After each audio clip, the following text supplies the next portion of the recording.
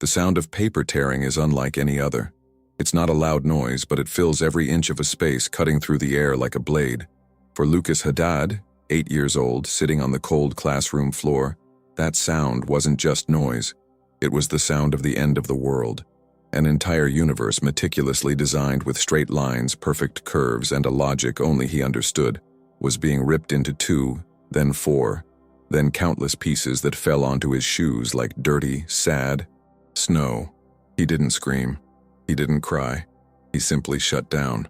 The buzzing in his ears grew louder than the teacher's voice, louder than the stifled laughter of some classmates. The outside world became a blur of meaningless colors and shapes. All that remained was the echo of that tear and the void where, seconds before, an entire city had existed. A safe city. His city. How can the sound of tearing paper destroy a universe? From where are you watching this story? Leave a comment, I'd love to know. And if you don't want to miss narratives like this that show the strength that exists where you least expect it, subscribe to the channel. Believe me, you'll want to know how this silence transformed into the most powerful of voices.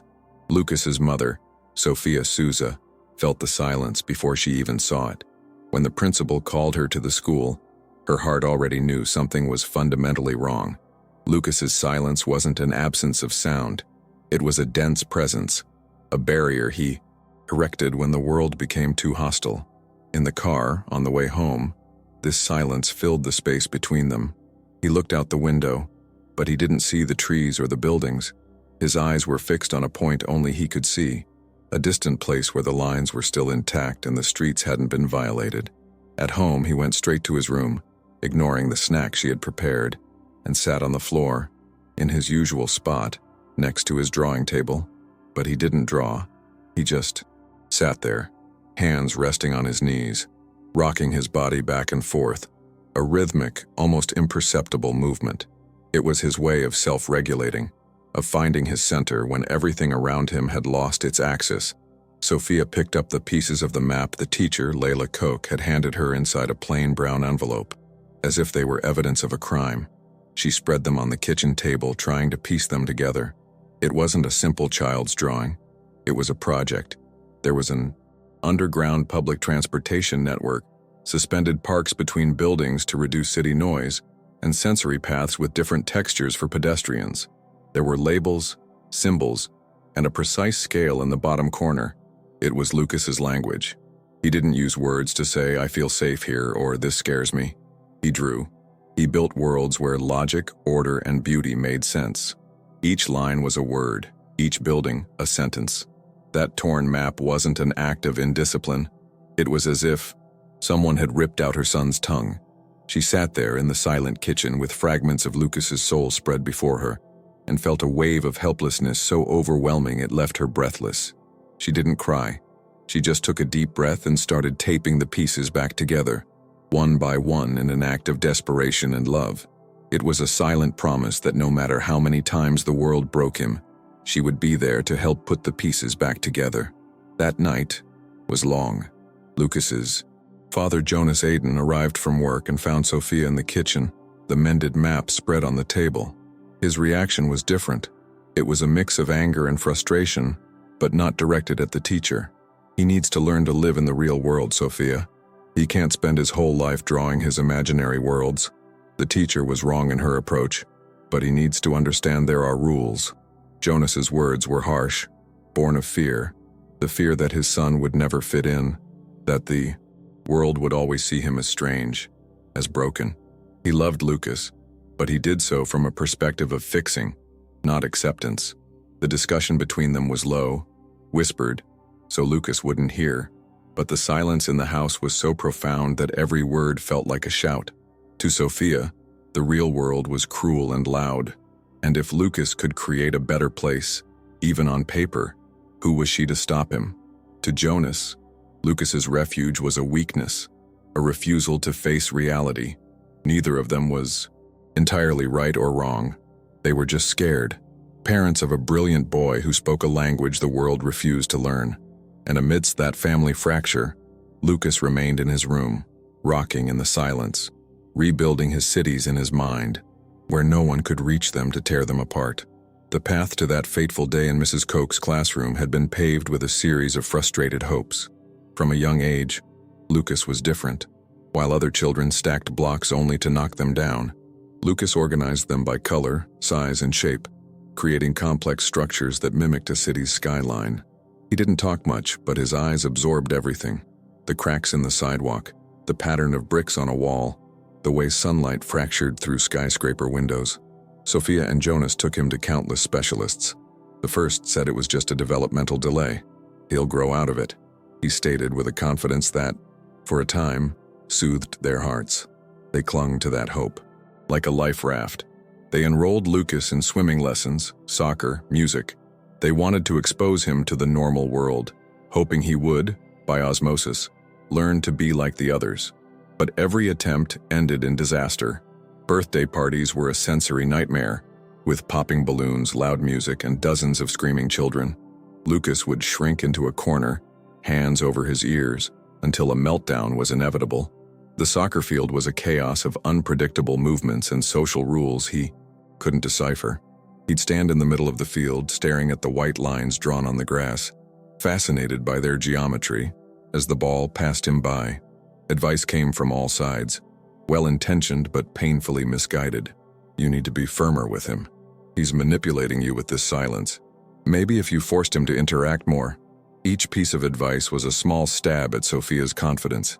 She felt like a terrible mother, incapable of helping her own son navigate the world. The social pressure was immense.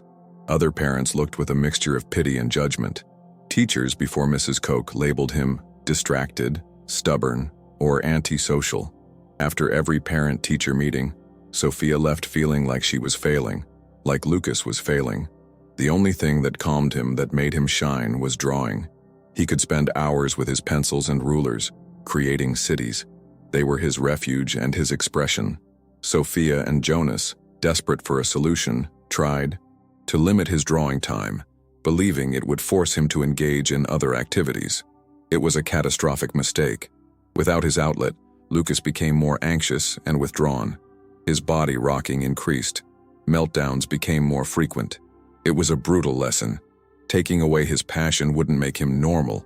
It would only leave him unhappy and lost. When the autism diagnosis finally came, there was a strange mix of relief and pain. At least now it had a name. But the name didn't change how the world treated him. The school promised accommodations, but in practice it amounted to seating him at the front of the class and giving him extra time on tests. No one made an effort to understand his way of thinking. They believed the goal was to make him conform, not to create an environment where he could flourish. Mrs. Layla Koch was the personification of this false hope. At the beginning of the school year, she seemed different. She told Sophia she believed in each student's potential and had experience with challenging children. Sophia allowed herself to hope once more. Perhaps she was the person who would finally see Lucas for who he was. She explained the importance of his drawings, how they were his form of communication. Mrs. Koch smiled and said she understood, but she didn't. She saw the drawings as an obstacle to integration, a quirk that needed to be controlled. She believed that for Lucas's own good, he needed to be forced out of his shell, without realizing that what she called a shell for him was his home. That map wasn't the first she had confiscated, but it was the first she had destroyed in front of him. That act wasn't an impulse. It was the culmination of months of frustration and misunderstanding, the explosion of an educational philosophy that values conformity over individuality. The false hope shattered along with the paper, leaving only the harsh, cold reality. The day of the incident began like any other. Lucas woke up, dressed in his clothes in the exact order as always, and ate his breakfast, aligning the pieces of bread in a geometric pattern before eating. He was particularly excited that day. He had spent the entire weekend working on his new map. It was his most ambitious project yet, a completely sustainable city, with wind energy integrated into the building architecture and a rainwater harvesting system that irrigated vertical gardens. He carefully placed it in his backpack. In the classroom, Mrs. Koch announced a group activity. The goal was to build a tower with popsicle sticks and glue. For most children, it was noisy, chaotic fun. For Lucas, it was a sensory hell. The sticky glue, the sound of breaking sticks, the loud voices of his classmates arguing about the design. He retreated into his own world. opening his map on his desk. The lines and angles were his safe harbor. He traced the path of the monorail, circling the city with his finger, a predictable and calming route. Mrs. Layla Koch wasn't a cartoon villain. She was an overwhelmed teacher, with 30 children in her class, each with their own needs. She saw Lucas, isolated at his desk, and interpreted his behavior as defiance, as a deliberate refusal to participate. She approached him. "Lucas, the activity is in groups. Put the drawing away now." Lucas didn't hear her. He was completely immersed in his project, calculating the ideal angle for the solar panels on the roof of the central hospital. "Lucas, I'm talking to you." Her voice was firmer now, tinged with impatience. Other children started looking. The focus of the room shifted to them. Lucas looked up, blinking as if coming out of a trance. He looked at the teacher's face, at the curious faces of his classmates, and panic began to set in. He clutched the edges of his map, an instinctive gesture of protection. Mrs. Koch saw it as the final act of stubbornness. In her mind, she was doing what was necessary to include him, to break his resistance. "I've asked you. If you're not going to participate, then you're not going to disrupt the others with it." With a swift movement, she grabbed the map from his desk. Lucas let out a low sound, a whimper that was barely audible. He didn't resist. He just froze. And then, she tore it. Once, twice, and let the pieces fall to the floor. The silence that followed was heavy, broken only by one or two shocked sighs from other children. She looked at Lucas, expecting a reaction, tears, anger, anything. But he gave her nothing. He just lowered his head and looked at the ruins of his world on the floor. The meeting in Director Max Almeida's office was tense. Mrs. Koch defended her actions, using pedagogical jargon about engagement and barrier breaking. She didn't seem remorseful, only convinced that her method, though harsh, was for Lucas's own good. The director, a man who preferred to avoid conflict, tried to mediate the situation. He suggested a period of observation and more dialogue. Sophia felt anger bubbling within her. Dialogue? Someone had ripped her son's voice away, and the suggestion was to talk? That's when Jonas intervened, and his words were like a punch to Sophia's gut. "I understand the teacher's frustration," he said, looking at the director. "Lucas can be difficult. He needs to learn that the world doesn't revolve around his drawings." In that moment, Sophia realized the battle wasn't just against the school. It was also within her own home. Jonas wasn't defending the teacher. He was defending his fear, his desperate need for Lucas to be someone he wasn't. They left the school without any resolution. Mrs. Koch would continue to be Lucas's teacher. The school would continue to see him as a problem to be managed. And the fracture between Sophia and Jonas deepened. That night, their fight wasn't whispered. It was real, painful. "They humiliated him, Jonas, and you sided with them." "I didn't side with anyone. I'm trying to be realistic. He can't hide in maps." "Forever. It's not hiding. It's who he is," Sophia shouted, finally letting the tears she had held back all day flow. Amidst the storm, Lucas remained in his room, the silent epicenter of the hurricane. He wasn't drawing anymore. The desk, once covered in projects, was empty. The source of his joy had become the source of his greatest pain. The world not only didn't understand him, it actively punished his essence. The following weeks were bleak. Lucas went to school like an automaton. He completed tasks mechanically, without a spark of the animation that once animated him. At home, silence was a constant. Sophia tried everything to reach him. She bought new pencils, special paper, architecture books. Everything remained untouched. It was as if the part of him that created worlds had been permanently damaged. She felt adrift, watching her son disappear before her eyes. On a gray, rainy Saturday, desperate to get him out of the house, she took him to an exhibition on the local university campus. The theme was architecture and the urban future. She didn't expect anything, just wanted to be in a place with lines and structures, an environment that might, just might, resonate with the old Lucas. They walked through the halls in silence. Lucas looked at the models and projects with a vacant expression. Sophia's heart sank.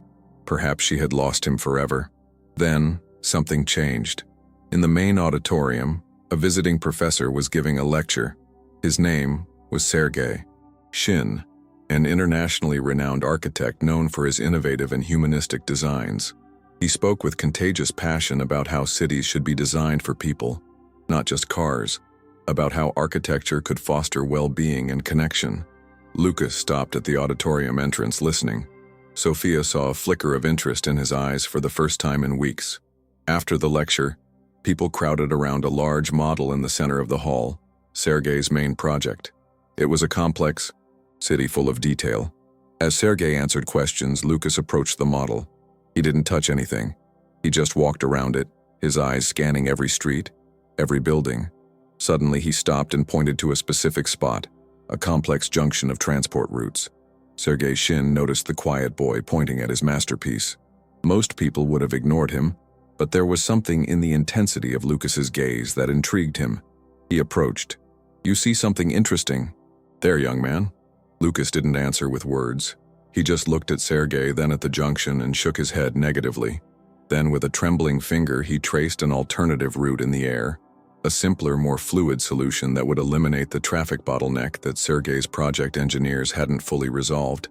Sergei was silent for a moment, looking at the spot Lucas indicated and the route he suggested in the air. A slow smile spread across his face. He didn't see a strange, silent boy. He saw a colleague, a visual thinker. "You are absolutely right," Sergei said, his voice filled with genuine astonishment and respect. That's brilliant. How did we not think of that?" For the first time in a long time, Lucas looked at an adult and saw no confusion or pity. He saw understanding. He saw recognition. Sophia approached, her heart pounding. She briefly explained Lucas's situation, his passion for maps, and what had happened. Sergei listened attentively, his eyes never leaving the boy. When she finished, he crouched down to be at Lucas's eye level. "I would like to see more of your projects," he said directly to Lucas. "Minds like yours should not be silenced. They should build the future." He handed Sophia his business card. "It's not a favor. It's an invitation. I would love to be your mentor." In that moment, in the middle of a noisy university hall, the silent turning point happened. It wasn't a lightning bolt or thunder. It was a meeting. The meeting of an extraordinary mind with someone who finally had the language to understand it. On the way home, the rain had stopped, and for the first time in weeks, Lucas picked up a napkin from the glove compartment and started drawing. It was just a line, but it was a beginning. It was the foundation of a new world. The first meeting with Sergei Shin was at his university studio. It was a spacious area, filled with light, models, architectural plans, and the smell of wood and paper. For Lucas, it was paradise. He walked around the space, gently touching the surfaces, his eyes absorbing every detail. Sergei didn't pressure him to speak. Instead, he opened a 3D design program on a large screen computer. "Show me," he said simply, and Lucas began. Using the mouse with a fluidity that surprised everyone, he started recreating, from memory, the map Mrs. Koch had destroyed. Line by line, building by building, the city came back to life, this time in 3 dimensions. Sergei and Sophia watched in silence, amazed. It wasn't just a drawing, it was a functional and complex system. That was the first small victory. Reconstruction. He wasn't just taping the pieces back together, he was building something new and stronger from the ruins. Sergei became Lucas's translator to the world. He understood that Lucas's genius wasn't in words, but in shapes and systems. He gave him tasks: to design a park accessible for wheelchair users, to create a modular housing system for disaster areas, to redesign a library's layout to optimize silence and natural light. For each challenge, Lucas responded with elegant and deeply human solutions. He designed a playground where children in wheelchairs could access higher toys via ramps that were, in themselves, part of the fun. The project won a small local award for inclusive design. It was a concrete victory, a trophy that Jonas, his father, placed on the living room shelf with visible pride and a hint of awe. The dynamic at home began to change. Jonas started attending the mentoring sessions. He saw the respect in Sergei's eyes, heard the praise from other architects who saw Lucas's projects, and his perception of his son began to transform.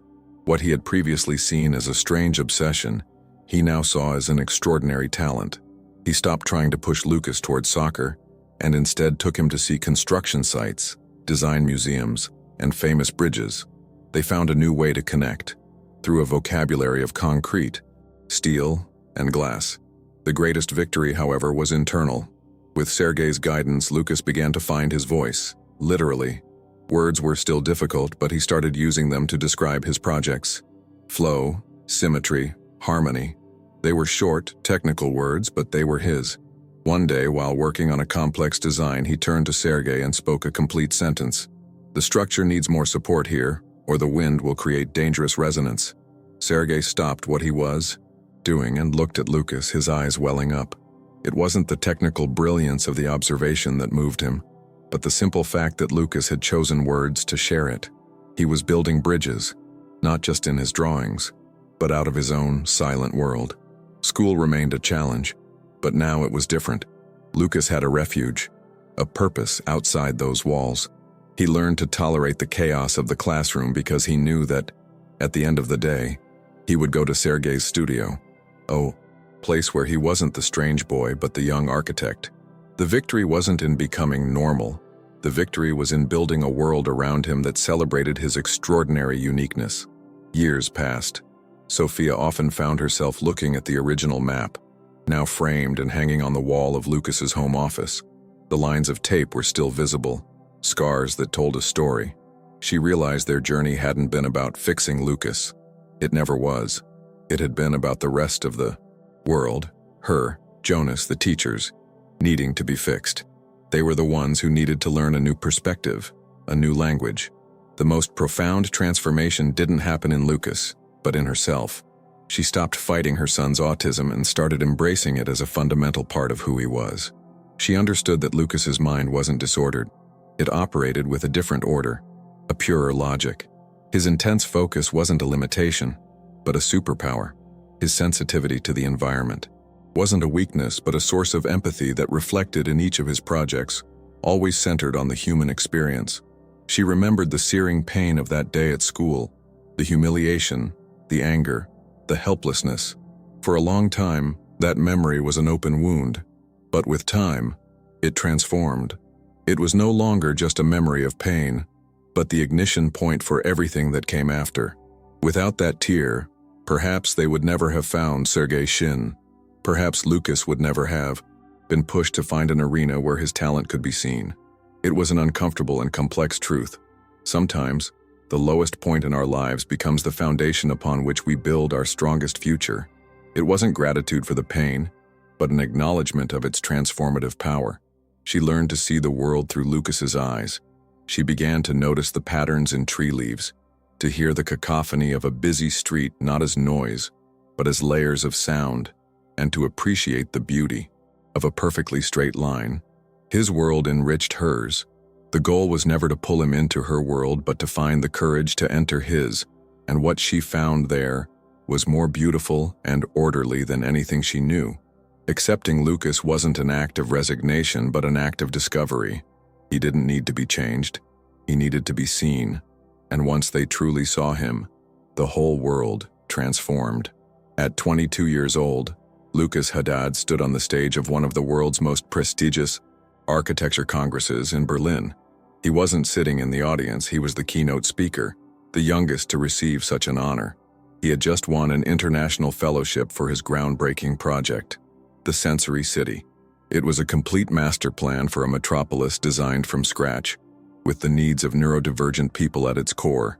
It had low stimulus zones, public lighting with adjustable intensity, silent public transport, and buildings with carefully designed acoustics to minimize echoes.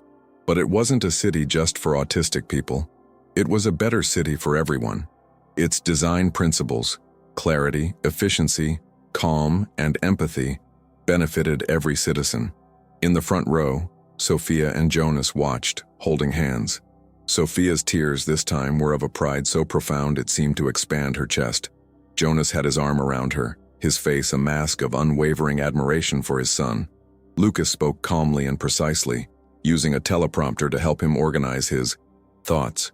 His voice wasn't loud, but everyone in the 1,000-seat auditorium was in absolute silence, absorbing every word. He explained complex concepts with disarming simplicity, using his own 3D renderings that moved on a giant screen behind him. He was no longer the silent boy. He was an authority, a visionary, And then, he reached the final part of his presentation. "All of this," he said, as the image of his futuristic city shimmered behind him, "started with a simple map, drawn on a piece of paper. That map taught me an important lesson. When someone tries to destroy your world, you don't have to make peace with the ruins. You can use the pieces to build something bigger, something stronger, something that no one can tear apart." His eyes scanned the audience. In one of the middle rows sat an older woman with graying hair. It was Layla Koch. Lucas had invited her, not for revenge but for a sense of closure. He wanted her to see, not to humiliate her, but to show her the result of her actions, the power she unknowingly had unleashed. Their eyes met for a fraction of a second. On her face there was no malice, just a mixture of shock, regret, and perhaps a hint of admiration. She was just one chapter of his story, not the whole story. Lucas finished his lecture. For an instant there was silence, and then the entire audience rose to their feet. The sound of 1,000 people applauding erupted through the auditorium. It was loud, chaotic, overwhelming. Years ago that sound would have made him shrink, but now Lucas stood in the center of the stage, in the middle of the soundstorm, and for the first time he smiled. It wasn't the sound that mattered, it was what it meant: acceptance, celebration, hope.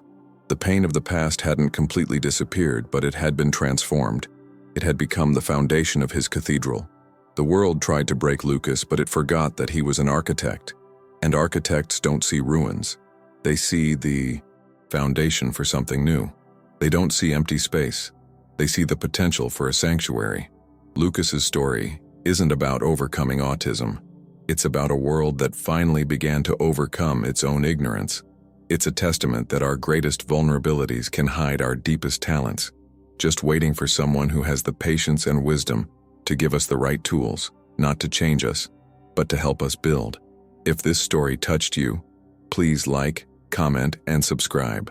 Someone you know might need to hear that there's nothing wrong with building your own world, especially when it's more beautiful than the one they try to impose on us.